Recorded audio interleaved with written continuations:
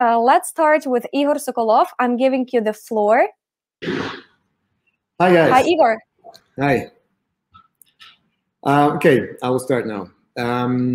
So my presentation will be reflecting our experience over the past 7 years of doing this business of conversion rate optimization and increasing the lifetime value for of users for our clients. So let's start. So a few words about me. My name is Igor Sokolov. I am the co-founder of the conversion rate store optimization agency. We are based in Kiev, Ukraine, but we have operations all over the world, including US, Australia, and Europe. We are focused primarily on conversion rate optimization and AOV optimization and the lifetime value optimization. However, we're different from everyone else in terms of the offer that we have. We charge our clients only for conversion rate and other business metrics uplift, the factual uplift. So it's a performance-based conversion rate optimization. The presentation today will be based on the case studies of CRO case studies, and but I will start just very briefly about our journey in this. So when we started our business, we were primarily focused on identifying problems on our clients' websites and products, and using the user experience best practices as our solutions. Now, what we found is that we had significant resistance with our clients when we were presenting them the solutions that we want to implement in order to overcome the obstacles to conversion that their users have. Now, as you know, the best practices are common practices, and there's not much you can gain with a common practice on a competitive level. So there's not much you can have as a competitive advantage using best practices. So we took this as a lesson, and we took this as something to grow on. And we decided to not only present our clients with problems based on their data, the problems that they have on their website. So the user experience obstacles, the funnel performance obstacles, and others. We decided that every single solution, every single assertion that we'll make to our clients will be absolutely data-based, data-driven.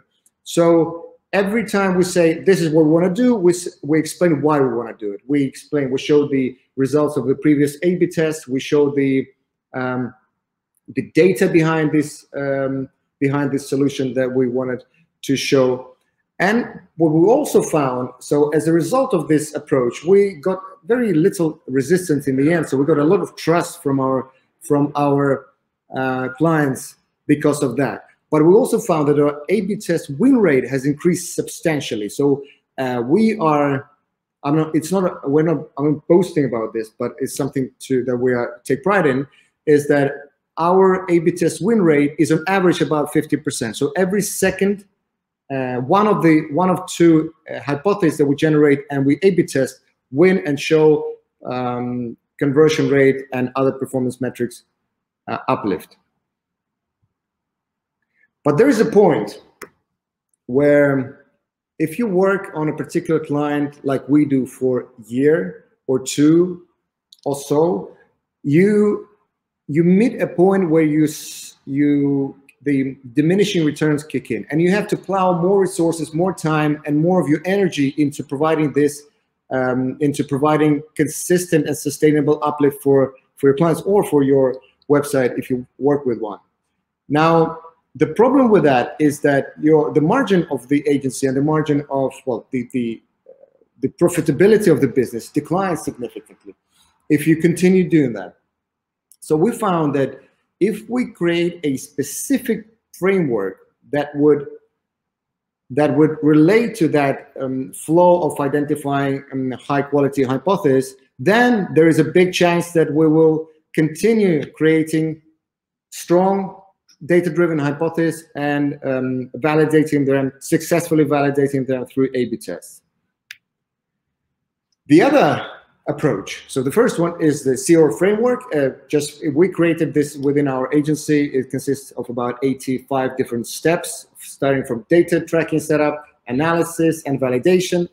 Every single step that a manager or a team takes is described in very much detail, so there's no ambiguity about this. Of course, there is an area for variability, an area for creativity that our team can take, but generally everything is on the paper, so in the file, on the screen. The other approach is called fragmentation of user intent. This is something that I will present to you today, and this is something that we created within our agency. This was a product of the pain we experienced when optimizing lead gen sites, where users, well, there's only one conversion, submit a request for a call or submit a request for a demo of a product. And we worked on this. Just briefly touching upon this, I will explain. Imagine you are a dentist website, or you are a dentist and you have a website to generate leads.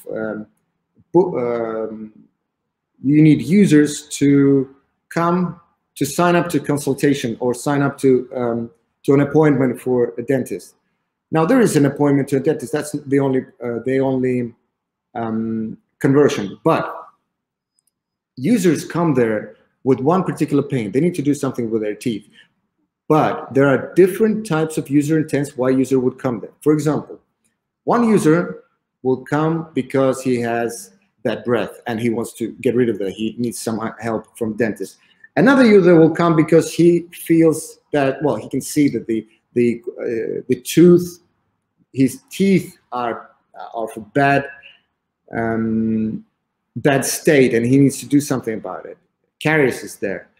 There is another user may feel that there is some social pressure or peer pressure for him to be, for his teeth to be in a particular state, and he needs to help of a dentist to get him to that. For example, they are not, they're positioned in a not very attractive way. Therefore, peer pressure with students or pupils will drive them to come to dentists and fix that. Or perhaps there is some social influencer that is as an inspiration for a user. He wants a smile like of Tom Hanks or whoever else you can think of as a role model, and he comes to a dentist and say, I want this is what I want to do. Now, the important part, not only you identify different user intents, you create specific dedicated flows based on each user intent. And in the end, they will all meet at a particular conversion, but you will get users to that conversion through a dedicated flow that relates to his specific pain. And that works. We tried it numerous times now, and I'll show you a few examples of this. It's a really good methodology that really works. Now, first, I want to speak about the framework, the CRO framework. And this framework is basically, it relates to the fact that if you follow a particular number of steps that would ensure high quality data sets, that will ensure high quality process of analysis and creation of hypotheses and alternative variation, prototypes of these hypotheses, then there's a big chance you increase the probability of your success by a significant margin. Now, let me show you what we did for deposit photos. For those of you who don't know, deposit photos is one of the largest stocks of images, videos, and music online. Now, we found an insight that a significant, well, a particular number of users or proportion of users do not want to buy a plan of 10 images or more.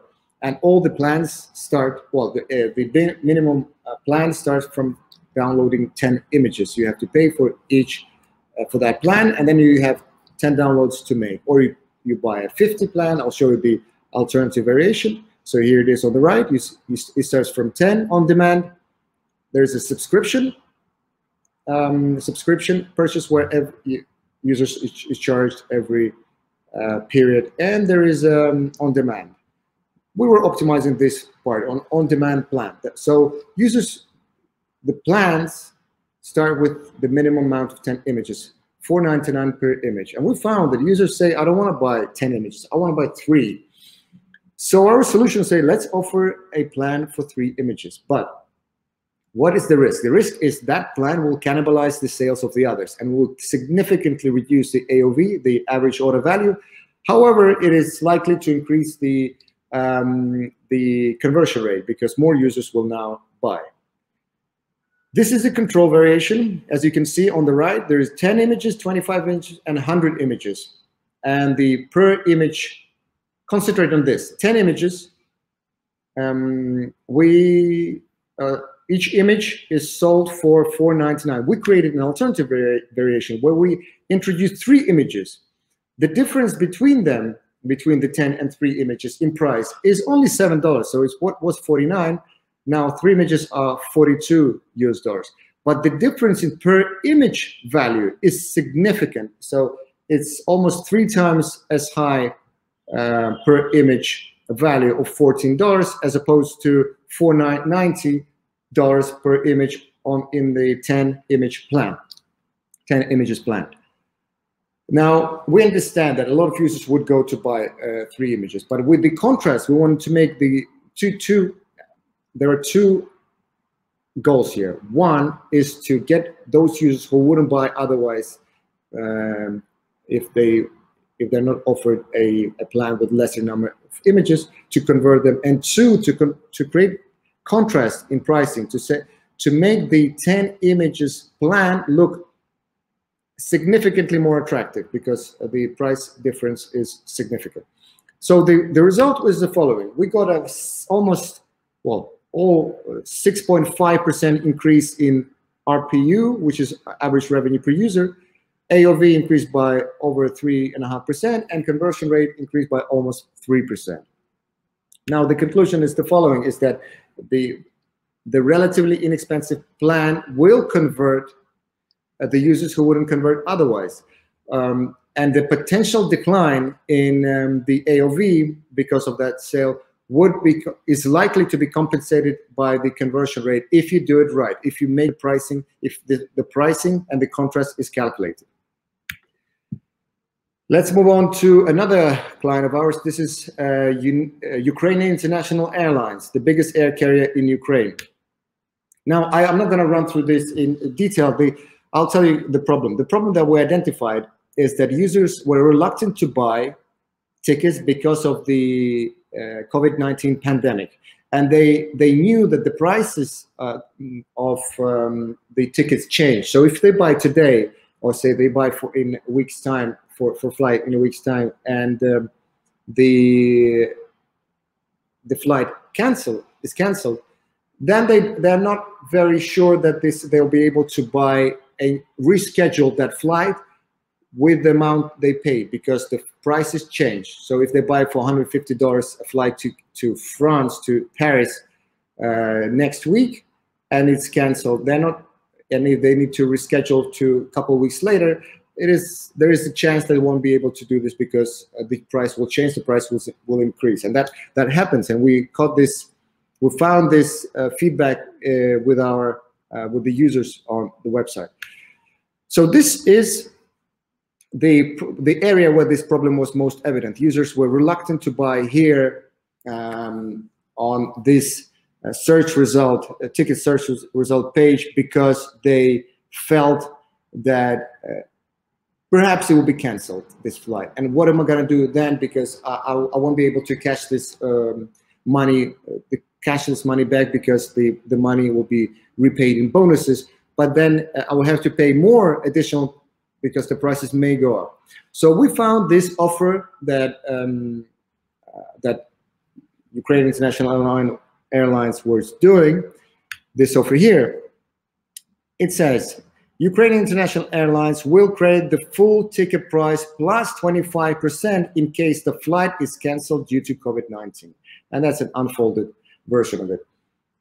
That means that on the area where we found the problem of the uncertainty if the flight will take place, uncertainty if the user should continue with purchase, we found that if we insert this this message here, reinforcing the trust and certainty in users, it will give an uplift. Now, we were very surprised to see a huge uplift in mobile, a 28% average revenue per user increase, primarily because of the conversion rate uplift. It was one of the most successful A/B tests that we have done for such large e-commerce sites in our history over the last 7 years. Yeah, that just reinforces the conclusion is the fact that you may have some kind of offer of money back guarantee or any other offer reinforcing the trust and certainty, but however, you must use that message in a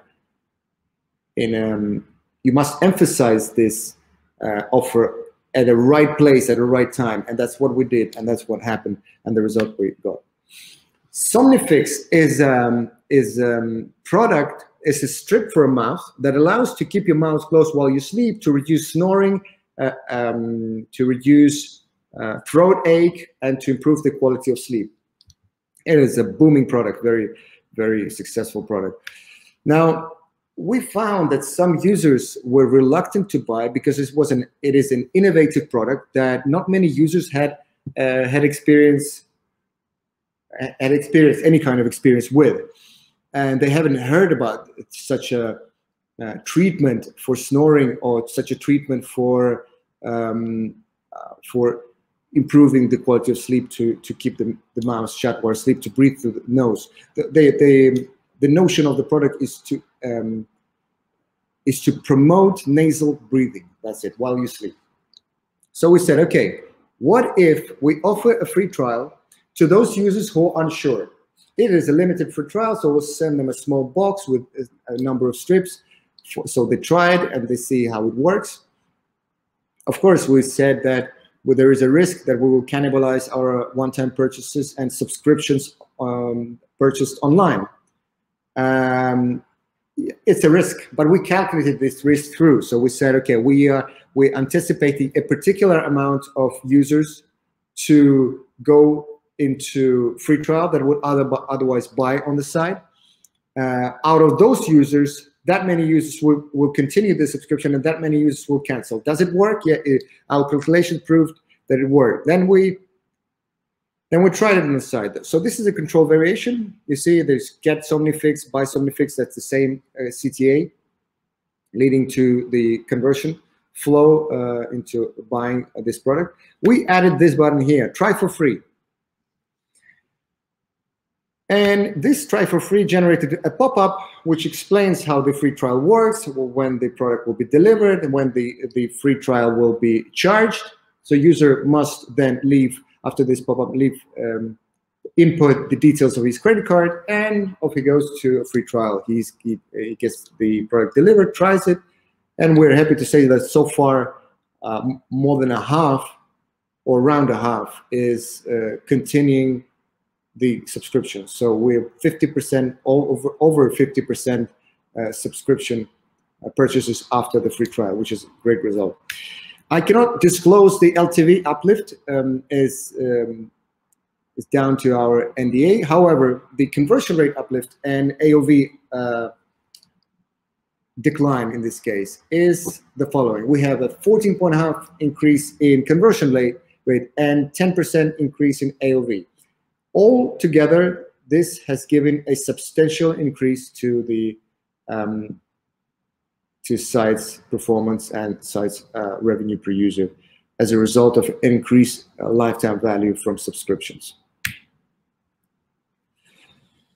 Okay, now let's speak about the fragmentation of user intent. As I explained before, you have a particular product, say an apple, and you want to sell it. Now, there are different types of things, different types of intents the user may have to buy an apple. One, his mother told him to go and buy one. B, he heard that apple is healthy for you. C, he heard that apple is great for your teeth. D, he heard that apple is just a great present to a girlfriend or whoever it is. and D wants to buy a bunch of apples to donate it to some great cause. All of these are user intents. If you identify them as substantial and identify them as the ones that have weight in user intent among all the fragments of user intent, then you have to create dedicated flows, dedicated funnels for each one of these user intent. I'll explain how it works on this client. Papayglobal is a solution, online solution that offers HR tools like automation of payroll, like POE. For those of you who don't know, is an ability to hire employees all over the world without actually registering a company in that district or in that country that the employee is in. So you ask Papayglobal to use their affiliate companies to hire these employees, and then you pay. This is based on this framework, based on this infrastructure. You pay taxes, you pay all the other required payments for that employee. We identified a number of different user intents. And when I say user intents, you have to ask two questions. One is not what they buy, it's asking why they buy your product, as I explained in the example of Apple or an example of with a dentist. And the other part is user intent fragmentation, is ask them what stage in the decision process are they in. Are they in discovery stage, consideration, purchase, or whichever is. Each one of these stages will have a different flow. So this is the existing, well, that was an existing conversion flow. Only get a demo, call to action, and contact us. We identified that there are users who are already not only a discovery stage, they're in consideration or purchase stage, so they want to know a price. So we created a request a demo flow. Request a get started flow, where we get users an opportunity, we give users an opportunity to get a quote in that flow. And users will understand how much they will need to pay for their company based on their employee requirements and employee base size. We also created this. This is a content page. You see this Austria payroll and benefits guide. So they have this guide for all the countries that they work with, which basically covers the overview, tax, minimum wage, and all the other aspects of hiring employees in that country. And we created them.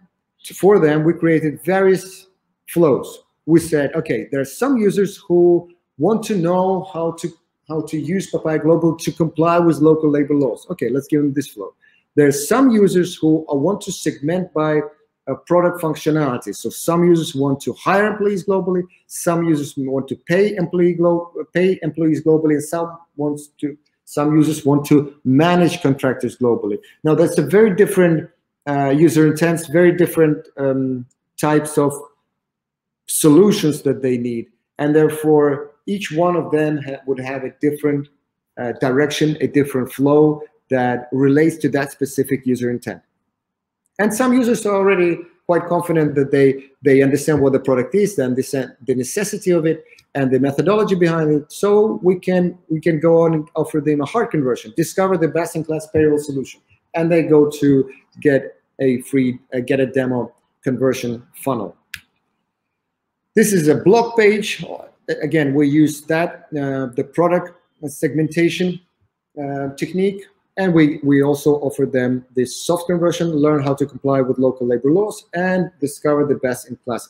Imagine there are 5 different, well, there are 6 different conversions on this page. There was only one, contact us before. All of this has significantly increased the conversion base and increased the marketing captured lead on site, then increased the marketing qualified leads, those who were qualified by the marketing department, and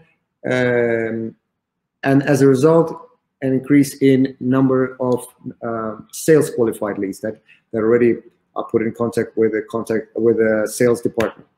Now, I cannot disclose you the exact number of sales we generated or the conversion rate, because there are multiple different pages, multiple different conversion mechanisms that we implemented. What I can tell you is that our client has given us this testimonial that we are 88%. We've delivered 88% increase in total number of conversions for their site over the course of, I think it was 6 months. So, which is a very, very good result. This is another client. Hunter Galloway is a mortgage broker based in Brisbane. So they help their clients secure loans for new homes. Same as before, multiple user intents, identify them, and create a dedicated user flow. That was a task. Now, look at this. This is their homepage. Get free assessment, get free assessment. Same, say conversion mechanism, same conversion tool. Well, same conversion, really. There's nothing else. The only conversion on the side was get free assessment. We did this research. We found multiple different user intents that users have that we're not covering in our user experience and the UI. So we did this. Look at this. Get free assessment remains is a sticky one. Now, we found that some users want to know their borrowing power. They want to know how much they can borrow. Some users, I'm not even sure if they're eligible for a loan. And this is, this is a tricky one where we say, find out if you're eligible. So this is like see if you comply with everything there needs to be in order to buy a new house or refinance your loan. And this segmentation is based on the product. Well, it's a product segmentation. What do you need a loan for? Buy a first home, refinance my loan, commercial, property loans. Now, as with Papayglobal, we ask how are you going to use this product, and which is a loan in this case. And a user checks, a user picks whatever flow he wants to be in, the one that is maximum, the one that is relevant to him, and he goes into that dedicated flow. Calculate, for example, calculate my borrowing capacity will lead him to a calculator here. He inputs all the data about himself or herself. He gets a result. You can get a loan of up to 180 US, or in this case, Australian dollars, and learn how to secure this loan. So after that flow, we continue grabbing his attention and explaining to him, now you know how much you can borrow. Now find out how to borrow this. So what methodology behind this, and we continue working with them. If a user says, I want to find out if I'm eligible for a loan, we send him to this. There's a quiz where we ask him questions, and then they say, you're eligible for a loan, congratulations. Now, then we offer him calculate my borrowing power, and he's put it into the calculator. He finds out, okay, you can borrow, say, 150 Australian dollars. Now, learn how to secure that loan, and we continue working with the user until we bring him to the point, okay, understand I'm eligible, I understand how much I can borrow, I understand that these guys are great because they are providing great user experience. I understand what I need to do, what is the checklist, and what is the process of applying for a loan and securing that loan. Now let us help you do that. Let us help you secure this loan. And the conversion rate, as I said, increased. This is his testimonial. The head of sales and marketing for Hunter Galloway, 26% increase. This testimonial was given a while ago, so it's significantly more now. But let's keep to the statement that the client has given us, the quote from his testimonial. You can find all these quotes on our website, conversionrate.store. And the last one, the last example I want to show you is Nebula Genomics. Is the product that decodes your DNA in order to give you everything you need to know, or everything that is technically and scientifically possible to find out from your DNA currently at the current stage of this science development. Now, this is their existing website. It's currently this is exactly what you will see if you go to their website now, because we just started working with them a couple of about a month ago. So, and we've done the research. We're there with the hypothesis now, and now we're developing the A/B test for that. I'm showing you the work in progress. There's no result for this yet, but I assure you there will be. So you see, did you know that most DNA tests decode only 0.02% of DNA? Get sequence will lead you straight into the checkout funnel. We said no, this is not exactly what you want to do. You want to explain why you are the best in the world, and they are, by the way, they are the best in the world. So you may know some other competitors like 23andMe and others, but they have the most profound and the most accurate test in the world. They decode 100% of your DNA, whereas others decode significantly less. Now, the important part is, look at these buttons here. We found that there are at least 9 different user intents of users who want to decode your DNA. So they say, okay, I want to decode DNA. We say, why do you want to decode your DNA? A lot of people say, I want to find out about my ancestry and find my relatives in different countries. Some users say, I want to know about my predispositions to various diseases and physical conditions or medications compatibility. All of this together, we put this in this 9 different flows that would lead users to purchase, but through a different funnel, where we explain how the DNA test results can be used for that specific user intent. Guys, this is it from me today. I want to just give you one last shot on this. Is fragmentation of user intent sounds very straightforward, but the implementation could be tricky. And if you ask, how do I use the fragmentation of user intent? How do I fragment the user intents into multiple intents to create dedicated flows for each one of them?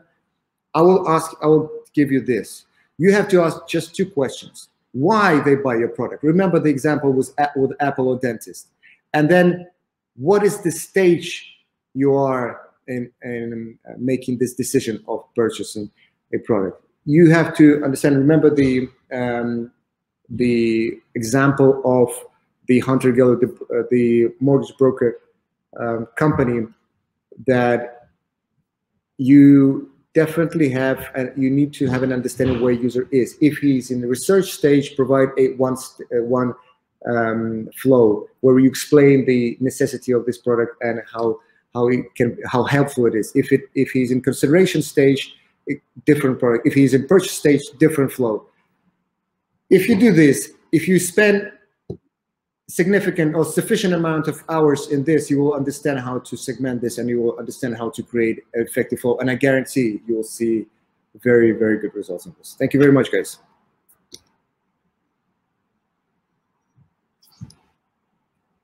Okay, well, thank you so much for your presentation. That was really interesting to listen to it. And Igor, we have questions, so are you ready to answer them? Of course. Let's start with the first one. So let's say the site has a very high bounce rate. How to get out of this situation? Well, what is a bounce rate? Bounce rate is a condition where user enters your site, generates just one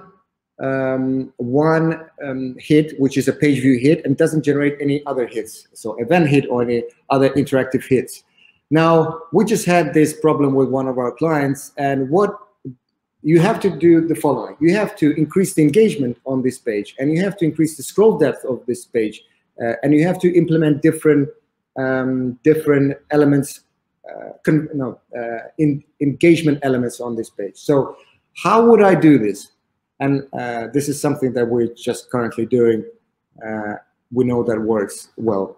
Is dynamic navigation on the page to increase user scroll down the page. This is dynamic navigation that stands standalone, is a sticky element that follows you on the screen, where you can click on various elements on that, like a content block. You click and you auto scroll to particular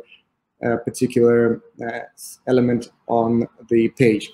The other thing you should do, you should think about in the spectrum of fragmenting user intent. So you should speak about use different types of user intents to provide this engagement elements on the screen. I know it's too many words, but basically what you need to do, you need to motivate scroll and motivate users to engage with the content. And in order to motivate users to engage with content, create some useful instruments like calculators, like we did for Mortgage Broker Brisbane, like different checklists. You can have call to action, discover if you're ready for this purchase and provide a checklist.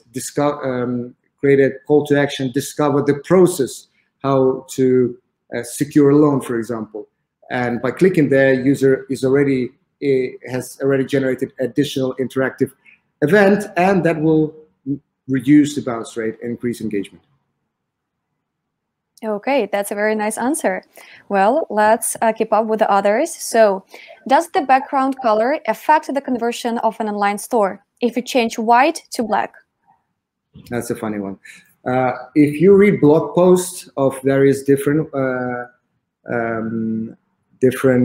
experts, well, various different freelancers and people who work in the field at some level, they will say yes, it does, but it doesn't really.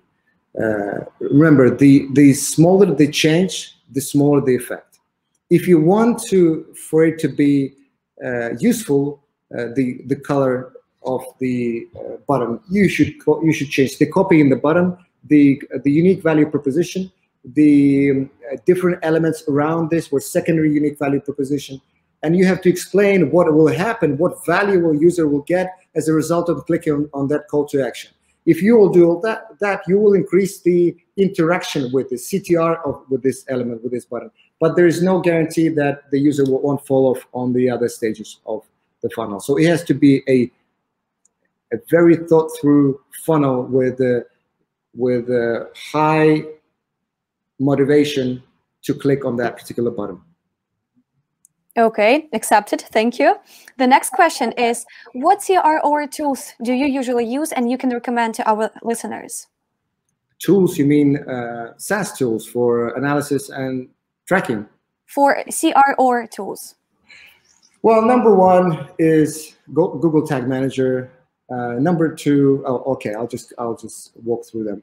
Google Tag Manager, Google Analytics, Amplitude, Mixpanel, very good for analysis of websites. Amplitude and Mixpanel, very good for analysis of apps, web apps and mobile apps. Now, Google Analytics now has the GA4, which is very similar to what event-based analytics tools are offering. Therefore, they are cannibalizing. Well, they're eating out the share of these other tools.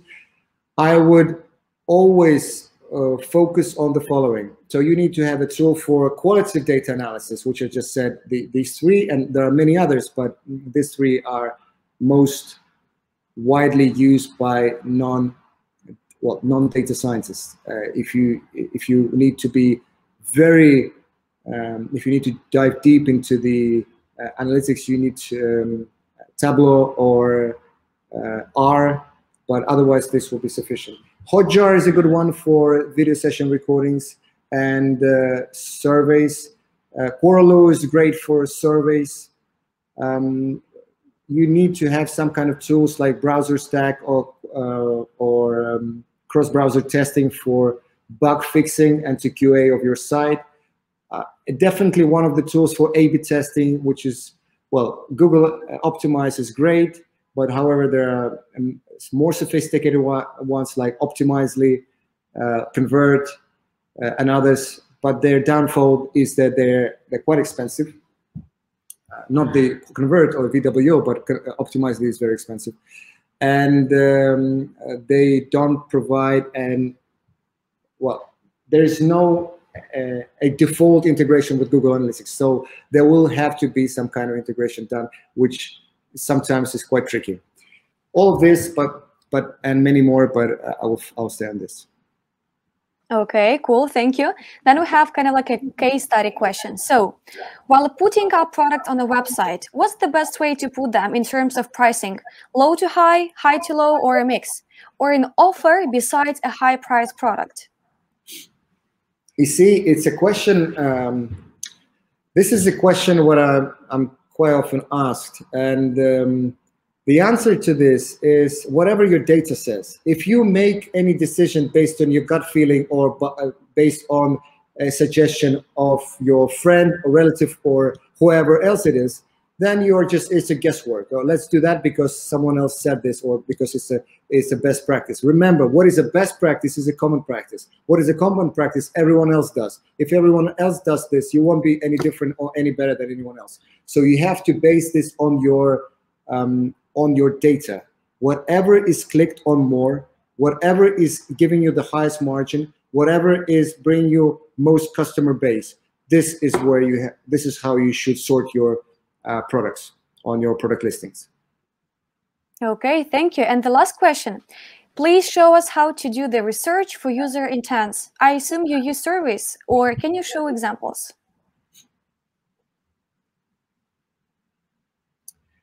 Surveys is one, interviews is another. I can show an example. If you want to see an example, go to somnifix.com.